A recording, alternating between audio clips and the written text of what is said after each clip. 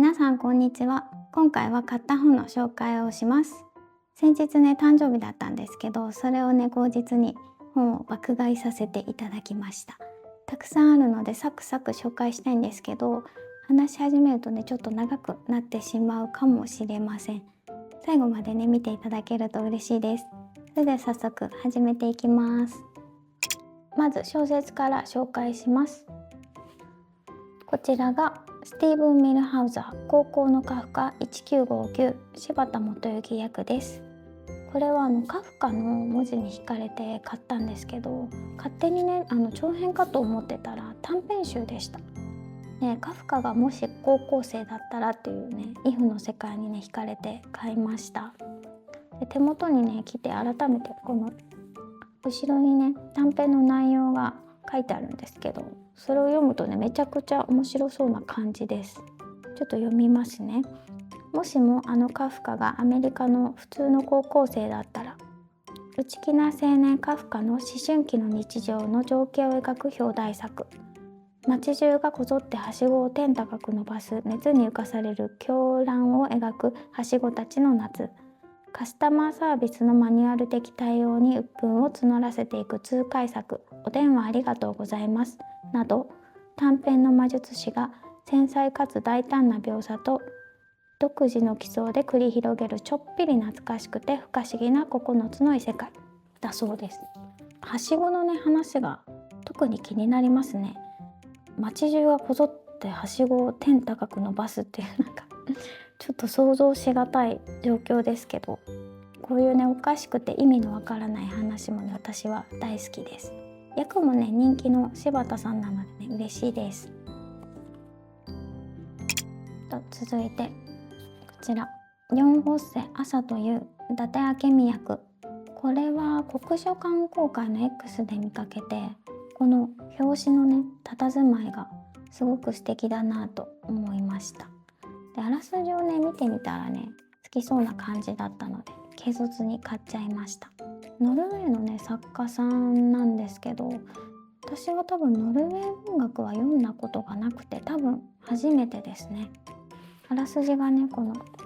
中に載ってるのでちょっと読みますね。第1部誕生、ノルウェーフィヨルドのあたりの家。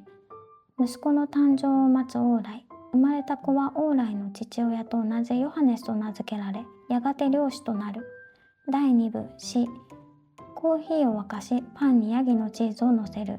老いたヨハネスのすべてが同じで全く異なる一日が始まる。フィヨルドの風景に誕生の日と死の一日を描き出した神秘的で神話的な幻想譚。生と死の対比をね神秘的に書き出してる物語なのかな。とってもね良さそうで好きです。で帯のねこの文句もいいですよね。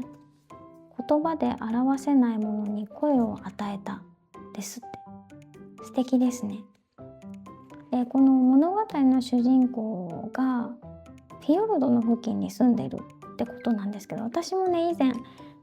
見に行ったことがあるんですよ、フィヨルド。本当にね圧倒されました。私はねノルウェーにあるソグネフィヨルドっていうところをね見に行ったんですけど、フィヨルドって小さいものも含めると本当にねもう数えきれないほどあるらしいです。でよく見るとこの表紙の絵もこれフィヨルドですね、きっと書かれてますね。ノルウェーもね本当に良かったのでまた行きたいです。ちょっと脱線しましたが、未知のノルウェー文学も楽しみたいと思います。お次がエリザベス・ムーン、暗闇の速さはどれくらい。帯房役。こちらはキム・チョーブさんがねエッセイの中で触れていた作品で気になってたものです。SF の小説ですね。で後ろのあらすじをちょっと読みますね。自閉症が治療可能になった近未来。自閉症最後の世代であるルーは製薬会社の仕事とフェンシングの趣味を持ち、困難はありつつも自分なりに充実した日々を送っていた。ある日上司から新しい治療法の実験台になることを迫られるまでは、光の前にはいつも闇がある。だから暗闇の方が光よりも早く進むはず。そう問いかける自閉症ルーの細やかな感性で語られる感動の21世紀版アルジャーノンに花束を。この21世紀のアルジャーノンに花束をって書かれていて、偶然にもね先月読んでたんですよ。なのでね読むのが楽しみです。多分ねそのアルジャーノンみたいな感じなら泣きますね。続いてこちら、フィリップ・K. ディック「アンドロイドは電気羊の夢を見るか」、朝倉久役。これねまだ読んでなかったんですよ。SF のね扉を開けたばかりとは言いつつ未読だったんですね、この有名作品。で今回はね結構こんな感じで今更だけど読みたいみたいな視点から買ってるものがね割とあるかもしれないです。早速ねこの裏にあるあらすじを読みますね。第3次大戦後、放射能灰に汚された地球では生きている動物を所有することが地位の象徴となっていた。人工の電気羊しか持っていないリックは本物の動物を手に入れるため、火星から逃亡してきた奴隷アンドロイド8人の首にかけられた莫大な懸賞金を狙って決死の狩りを始めた。現代 SF の騎手ディックが斬新な着想と華麗な筆致を用いて描き上げためくるめく白チュームの世界。めちゃくちゃ面白そうで読ませてくるストーリーっぽいですよね。早く読んでね、なんで今までこの本を読んでこなかったんだとか絶望したいです。楽しみです。次がダニエル・キース心の鏡、帯房役。先ほどね触れたアルジャーノンに花束をの作者の作品集です。でこのアルジャーノンに花束をの中編版もね収録されてるようでね楽しみです。またねこれも号泣しちゃうかもしれないです。続いてこちら、スタンダール赤と黒、桑原武雄生島良一役。スタンダールはフランスの作家ですね。で岩波のね赤が何か読みたくて選んでみました。で岩波がね読みたいと思ったのは出版区の YouTube でゆっきゅんさんが岩波チャレンジを始めるみたいなことをおっしゃってて、私もねゆるく岩波チャレンジするかと思ったからです。でいろいろある中で有名だけど読んだことない作品ってことでこのスタンダールの赤と黒をピックアップしてみました。で赤と黒はねこのあらすじによると、ナポレオン没落後武勲による立身の望みを失った貧しい青年ジュリアン・ソレルが僧侶階級に身を投じ、その才知と美貌とで貴族階級に食い入って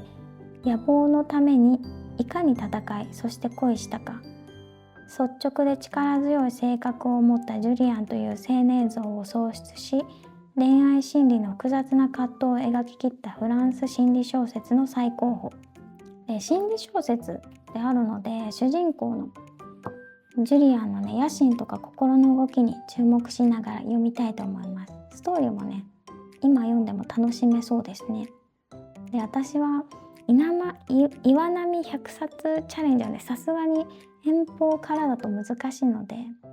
ゆるーくこう買う時にね最低1冊は岩波の赤を忍ばせるっていうのをねやってみようかなと思ってます。小説最後、チョン・セラン声を上げます、斉藤真理子役。これは SF 短編集です。先月チョン・セランさんの別の本を読んでもうやっぱり好きだとね思ったので別の作品も読みたくてこちらを買ってみました。チョン・セランさんはねこう読むたびにね好きになる作家さんの一人なのでねとても楽しみです。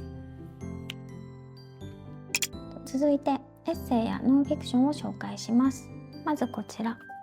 ジョージ・オーウェル一杯の美味しい紅茶、小野寺武史編訳です。これはオーウェルのエッセイですね。もう完全にロンドン旅行の余波のノリでね買ったものですね。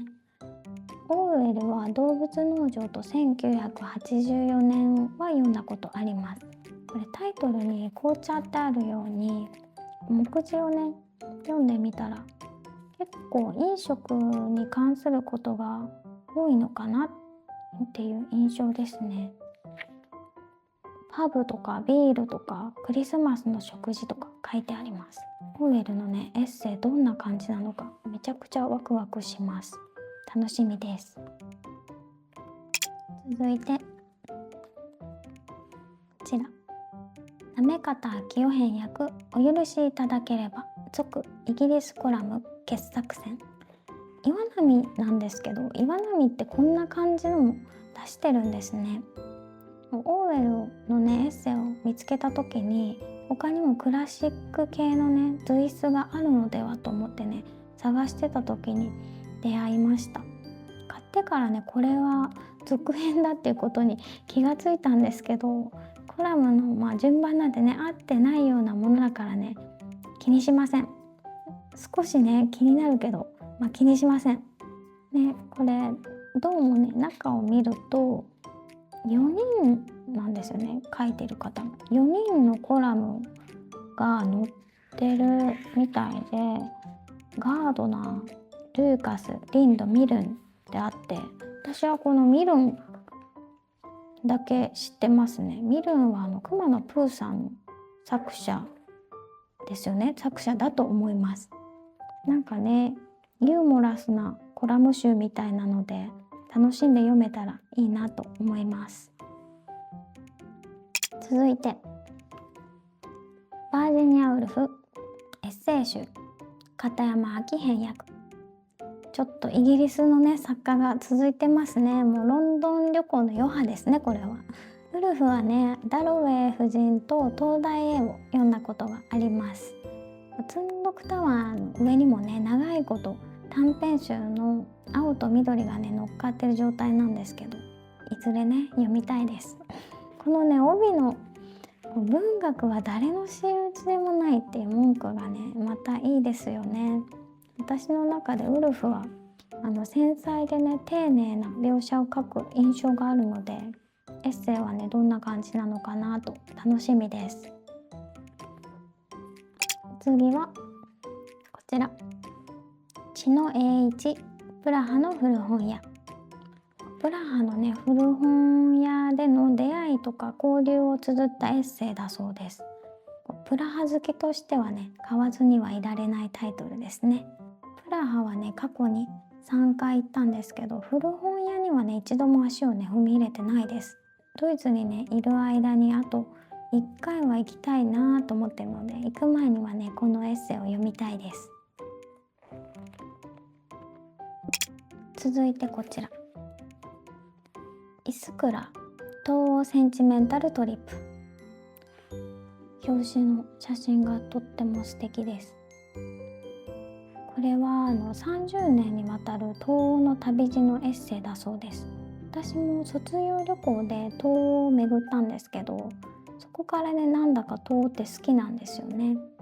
東ドイツもね含まれてるみたいでなんだか嬉しいです。こうペラペラ見ると写真もね白黒なんですけどいっぱい入ってていいですよ。ちらっとお見せするとこんな感じです。積読本たくさんあるんですけど、これはね割と早めに読みたいです。お次は名倉ゆりさんの夕暮れに夜明けの歌をと文化の脱走兵2冊買いました。名倉ゆりさんはねロシア文学者だそうです。こちらのね夕暮れに夜明けの歌をは以前三宅佳穂さんが YouTube の中で紹介されてるのを見てね気になってたんです。でこっちの文化の脱走編もタイトルとね表紙は SNS で見て知ってたんですけど、せっかくならね合わせて読もうと思って2冊買ってみました。今ねロシアっていう国全体的なね漠然としたイメージだけを持ってる状況なんですけど、これを読んでねそこに住んでる人々のことについてねちょっとでも知れたらいいかなと思ってます。楽しみです。続いてこちら、沼野京子ロシア文学の食卓。さっきの名倉よりさんの本を探してる時にロシア文学も気になり始めまして、ロシア文学はドストエフスキーくらいしか多分読んだことがないので、こちらのね読書案内を買ってみました。食卓から見る読書案内というのが発想がいいですよね。私は世界のね食べ物にも割と興味があるので、一石二鳥って感じです。これねペラペラ見るとね、これも白黒なんですけど、ちょっとね料理の写真とかも載ってたりするので、どんな味なのか想像しながら読みたいと思います。お次はこちら、本愛樹オールド台湾食卓記新井一二三役。くしくもね食卓が連続してるんですけど、こちらの本はね以前読んだアンソロジーの美味しそうな文学にね入ってて気になってたものです。台湾のねグルメエッセイみたいな感じですね。外国のね未知なる食べ物って気になりますよね。私はね結構食に関して保守的なところがあるので、あんまり冒険はしないんですけど、食べずしてね文章で味わうっていうのもね贅沢でいいですよね。きっとねこれを読んだらまたしても台湾に行きたくなる気がします。続いてこちら、上坂あゆみひらりさ友達じゃないかもしれない。こちらはね上坂あゆみさんとひらりささんの交換ノートを記録したものみたいです。なんか交換ノートでね喧嘩してる雰囲気っぽいのでね気になりました。このね帯に火の玉往復書簡って書いてあってタイトルのねこの友達じゃないかもしれないって、こう交換ノートであまりに喧嘩しすぎて、あれうちら友達じゃなかったっけみたいな感じなんですかねだとしたら面白そうすぎますよね。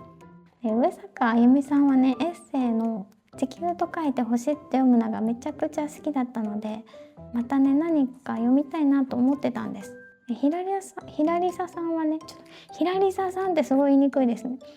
噛んじゃう。ひらりささんはどんな方なのか存じ上げなかったので、お二人のね掛け合いが楽しみです。でお次がひらりさ、まだまだ大人になれません。先ほどのね友達じゃないかもしれないをね見つけたタイミングでひらりささんが新作エッセイを出されていたので、思わずこちらもカートインしました。カバーもねかわいい、好きです。こういう感じの。これはねなんかメンタルリカバリーエッセイだそうで、私のね今抱えてるモヤモヤをも包み込んでくれることを期待してます。この帯もいいですよね。日々の生活を、自分自身をちょっとでも素敵にしたくて試行錯誤したことがある人なら絶対同じ気持ちになってくれると思うって書いてあって、はいはいはいはいはいって感じですね。楽しみです。次はこちら、金原ひとみ踊り場に立ち尽くす君と日比谷で日に焼かれる君。金原ひとみさんの小説を読んでからエッセイも読みたいなってぼんやり思ってたんですけど、その中でねこちらの本の存在を知って購入しました。エッセイ&小編小説を完全収録って書いてあるんですけど、なんか豪華すぎませんか？魂の遍歴って書いてあるし、この想定の潔い佇まいがなんか集大成感ありますよね。金原さんのね力強い文章をかみしめながら読みたいと思います。続いてこちら、永井仁倫理とは何か、猫のアインジヒトの挑戦。これもね気になってたんですけど、なかなか手を出せずようやく買ってみました。2人の大学生と猫のアインジヒトと M 先生がね対話をしながら進んでいく構造になってるみたいなので、読みやすいのかなとね期待してます。このね裏のここのね最後にこれまでにない不道徳な倫理学の教科書って書いてあってね、すごい面白そうです。続いてこ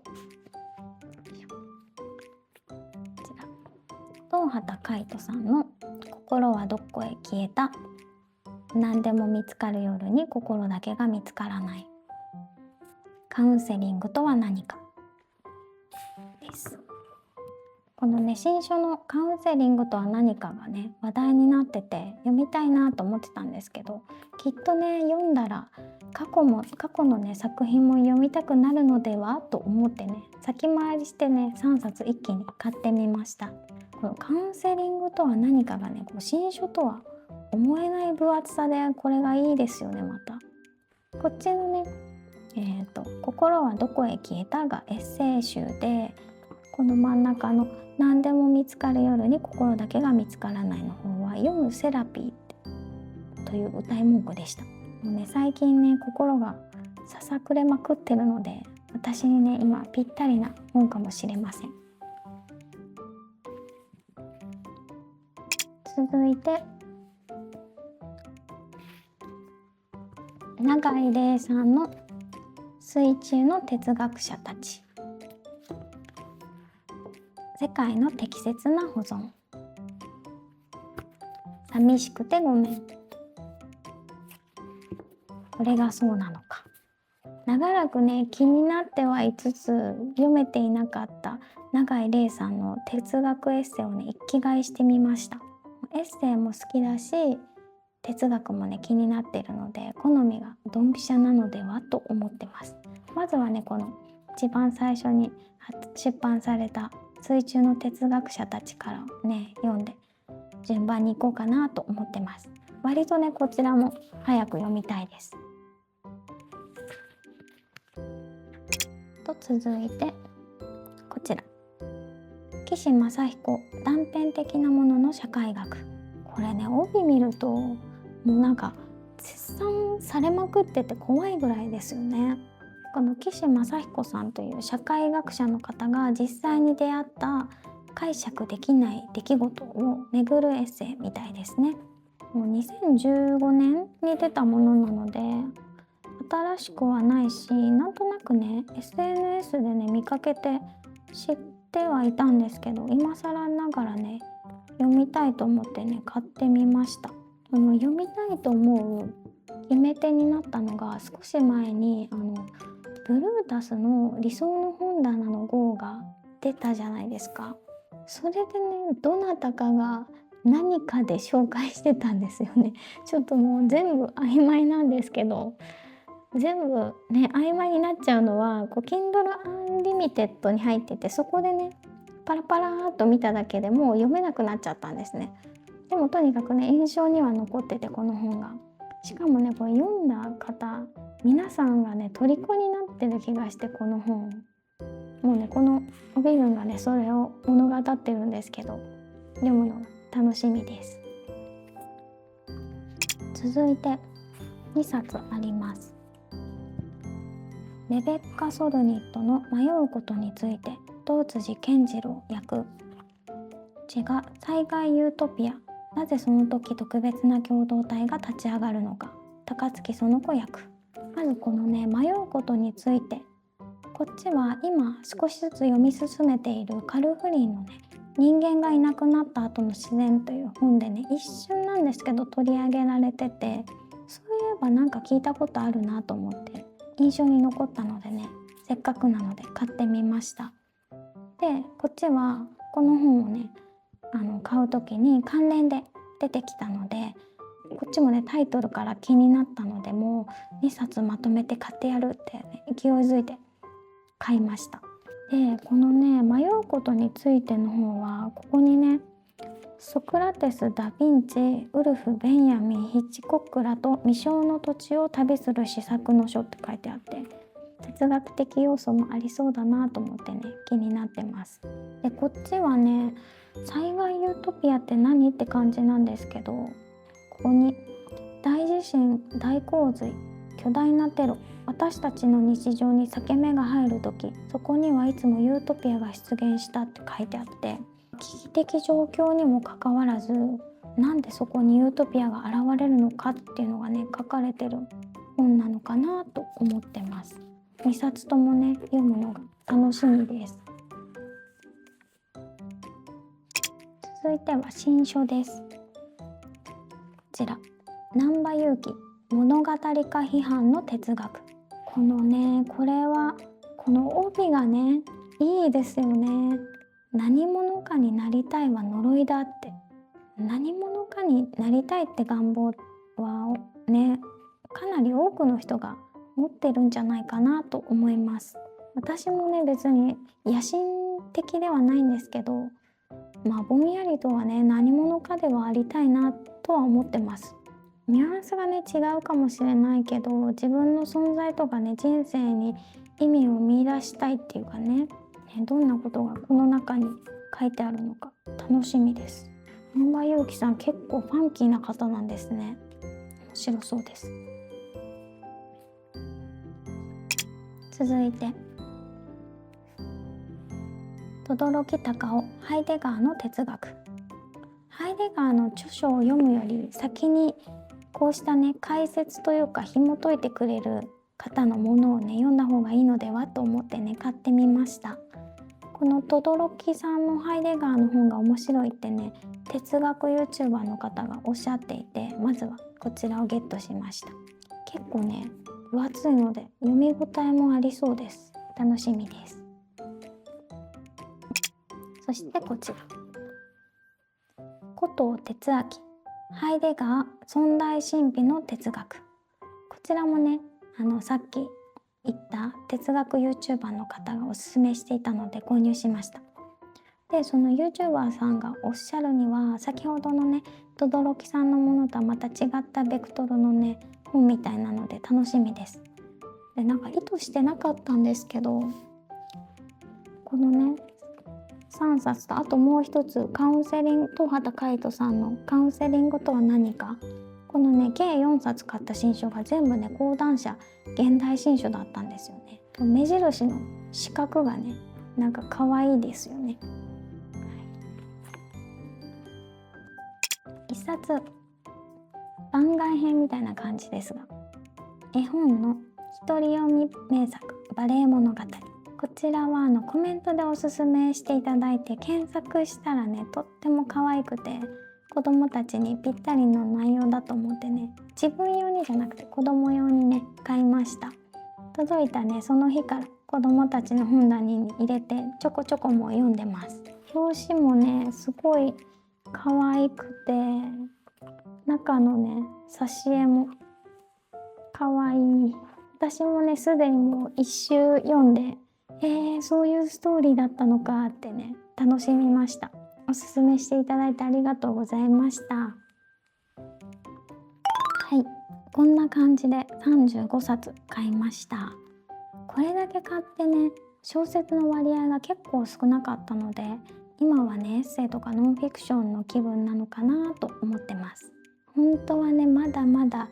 欲しい本がたくさんあったんですけど、いくら誕生日といえど関税も送料も余分にかかるので、もうちょっと怖くなってしまって、これが限界です。今はね積んどくを解消しつつね手持ちの本をめでたい気持ちがあるので、しばらくは本買わないんじゃないかなと思ってます。とはいえね欲しい本リストはね増え続ける一方なんですよね。どうしましょうねはい、では今回の動画はここまでにします。最後までお付き合いいただきありがとうございました。